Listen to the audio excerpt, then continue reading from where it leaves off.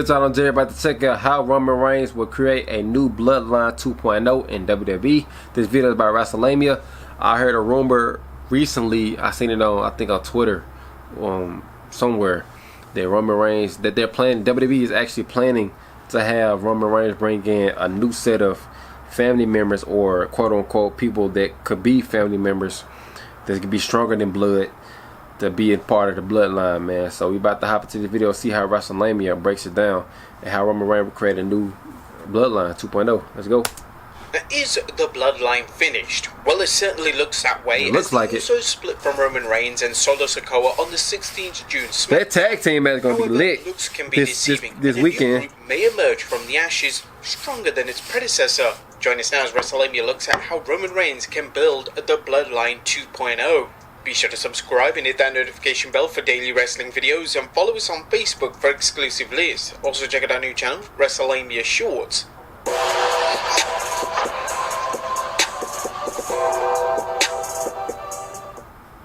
Now the bloodline is over, with Jey and Jimmy Uso set to take on Roman Reigns and Solo Sikoa at Money in the Bank in a match aptly named the Bloodline Civil War. With rumors that Solo Sikoa could be the next person to lead the bloodline, what will Roman Reigns do? The Usos going to get destroyed this Friday on SmackDown. Roman Reigns will be back. Solo will be there. Perhaps even dismissing Paul Heyman.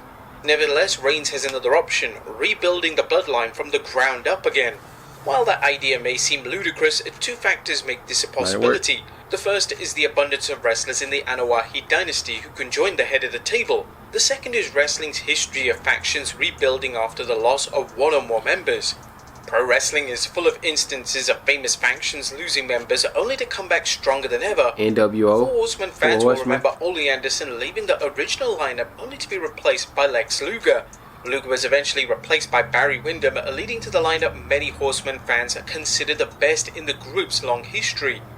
Likewise, DX lost Shawn Michaels to injury only to bounce back with the addition of the New Age Outlaws and X-Pac, forming an equally solid, if not greater lineup than the original. Yeah. Now, not every faction that reforms succeeds, but given the WWE's excellent booking of the Bloodline, there's no reason to think that the group can't come back stronger than ever if the WWE uses the same skill in rebuilding the group as it did with constructing the original. Leaving the bloodline in a weakened condition is a good way to tease that Roman Reigns' title run is in jeopardy. That is until one or more new members of the bloodline join him. This can also add the excitement of a bloodline civil war, potentially leading to a War Games match between the Usos and their allies, which would likely be Sami Zayn and Kevin Owens. But who could Roman Reigns bring in his new bloodline? Well, here are a few possibilities. The first being Jacob Fatu. Jacob Fatu currently wrestles in Major League Wrestling and distinguished himself there as the longest reigning MLW World Champion of 819 days.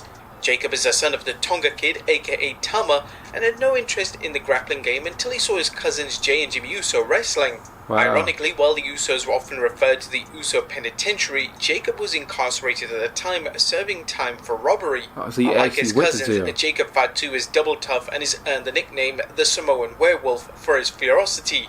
It's easy to imagine Jacob jumping to the WWE and serving as one of Roman's new associates. The only problem is that Jacob is currently under contract to MLW, and according to a report from Wrestling Inc., Fatu is committed to Court Bauer's promotion for the foreseeable future. He signed a 5-year extension. Back in 2020, it was reported that he signed a 5-year contract extension with MLW.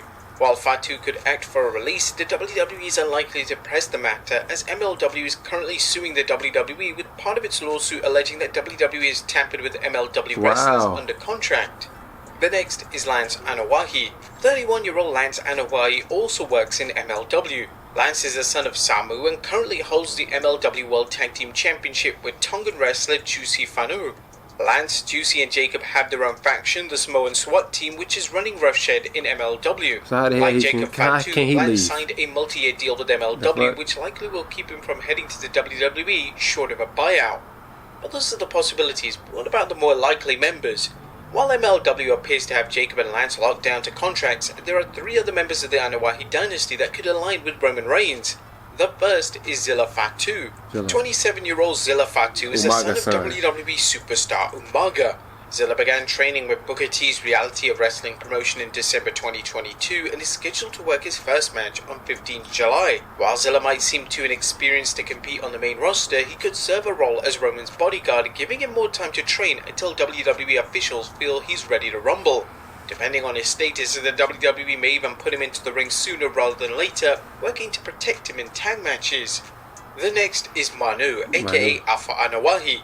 Manu is a son of Alpha from the Wild Samoans. Longtime fans may remember Manu in the WWE from 2007 he was a part of their legacy, including a program alongside the Legacy's Randy Orton, and brought in Ted DiBiase and Cody Rhodes.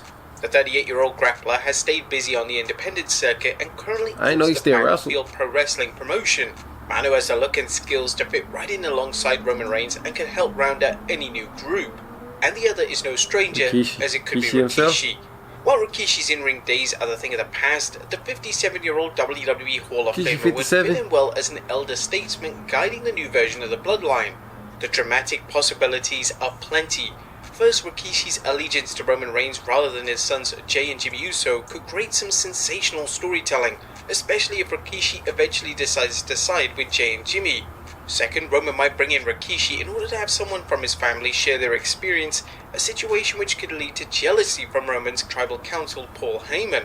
Would Heyman try to undermine Rikishi in order to oust him from the Bloodline, and if so, how would Roman react?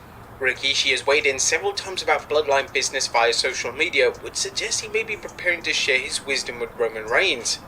But the Bloodline 2.0 should be bigger, better, and badder than ever. A new Bloodline could lead to a new reign of terror in the WWE as Roman Reigns regains his confidence by assembling an even more violent group of family members willing to serve him. One of the X factors is whether Solo Sikoa will remain by Roman's side or grow tired of him, much as Jey and Jimmy Uso did. The WWE has dropped subtle hints that Sikoa is his own man and that while he seems to respect Roman, he doesn't bow down to him. If Solo does leave the Bloodline, let's hope the WWE doesn't drag things out as fans wonder whether his allegiances align between his brothers and his cousin. A new Bloodline will make for an instant program against the Usos, who are currently out of the tag team title picture and frankly don't need to jump back in anytime soon. One of the more intriguing aspects of the new Bloodline is how the WWE would elevate them in order to make them competitive against the Usos, arguably the greatest tag team competing in WWE today, titles or no titles. The Usos had enough experience when the WWE elevated them alongside Roman to make their dominance seem credible. They handled Solo Sikoa's main roster debut to perfection, booking him as a monster with less than a handful of losses on TV. Nonetheless, Solo has a unique look and projects an aura of menace, unlike many wrestlers. Could the WWE do the same with new members of the Bloodline? It will take more than a string of victories over the WWE's opponents to get them over, especially if the universe perceives them as an inferior version of the Bloodline. That being said, the WWE has the genius of Paul Heyman to build up the new Bloodline as well as Triple H's investment in protecting the Roman Reigns brand.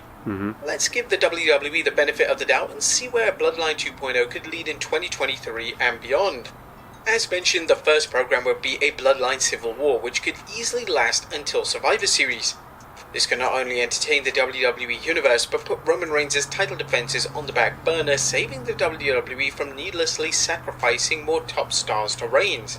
The WWE also has the option of Jey and Jimmy Uso challenging Roman for the Undisputed Championship, again I feel like Roman Jey might challenge Roman at SummerSlam. A Bloodline Civil War has two interesting outcomes. But triple threat match would be lit, I ain't gonna lie. Roman Reigns as his Bloodline 2.0 goes about its own ways, giving in to the same frustrations as the original Bloodline. A second possibility is that the two bloodlines reunite, forming an even stronger faction. This could make it seem impossible for Roman Reigns to lose a title, which in turn would compel the WWE to craft a clever storyline for when Reigns eventually drops the title, should that ever happen. A new bloodline could add some freshness to a storyline that could grow old fast, adding life to Roman's title run and fans' fascination with the bloodline. While things look bleak for Roman, fans have witnessed so many other scenarios where Roman emerged stronger than ever. Bloodline 2.0 be the latest example. What do you guys think? Let us know in the comments down below. I'll see you next time with some more wrestling content. Alright y'all, great video man. Let me know down below in the comments of what y'all thought of my reactions to this video. Like, comment, subscribe. Until next time, I'm out. Peace.